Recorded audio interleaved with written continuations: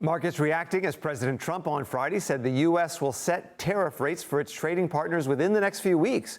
Does that mean the U.S. will avoid a recession? And will President Trump get his wish for rate cuts? Joining me now, Merrill and Bank of America Private Bank CIO Chris Hyzy. Chris, great to see you again.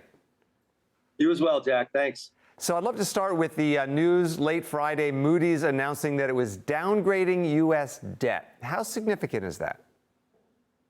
The significance is it adds another small uncertainty into the mix. Why is it small? It's because it was pretty much foretold that that was coming down the pike because the debt and the deficit at this point have not been addressed. As long as there's a framework going forward and there's signs that the deficit will be coming down, narrowing, and then we'll chip away at the national debt over time, that uncertainty should start to dissipate in the coming months. Let's hope they do make progress on that in the halls of Congress. But meanwhile, so even though this adds some uncertainty, you say that we have passed peak uncertainty, and you're still a little worried about tariffs, but you think we'll dodge a recession. What indicators are you keeping your eye on?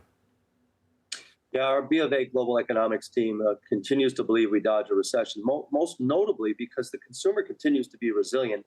And why are they resilient? Because the job market continues to be resilient. And all the data that we look at still suggests that there's stability there on that front. Yes, corporate CapEx has been delayed, but it hasn't been canceled. That's the key as well. So a delay in CapEx ultimately comes if we do see some sort of an extension of the Tax Cut and Jobs Act, as well as additional tailwinds to that. Lower oil prices are balancing out the tariff effect as well. If you look through the looking glass here, markets are beginning to discount much better frontier later this year and into 2026. So with all that uncertainty out there, peak uncertainty was April 7th, April 8th. You saw it in the volatility gauges.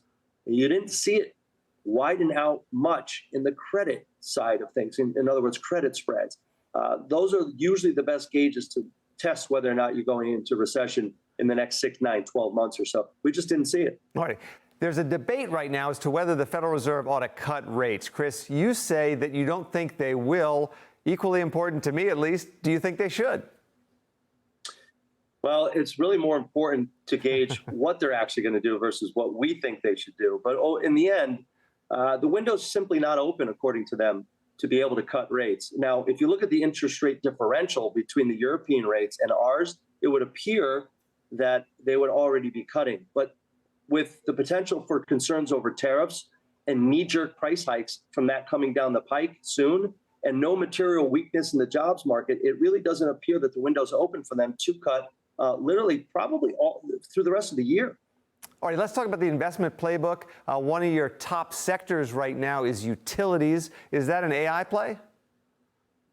It's really power demand through the utility sector itself, you know, the build out of data centers, et cetera.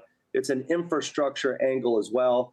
We think that that is a small sector in and of itself and very little ownership across the asset management community. So it's a little bit of capital flow, but the theme is there, and it's really a long tail to it.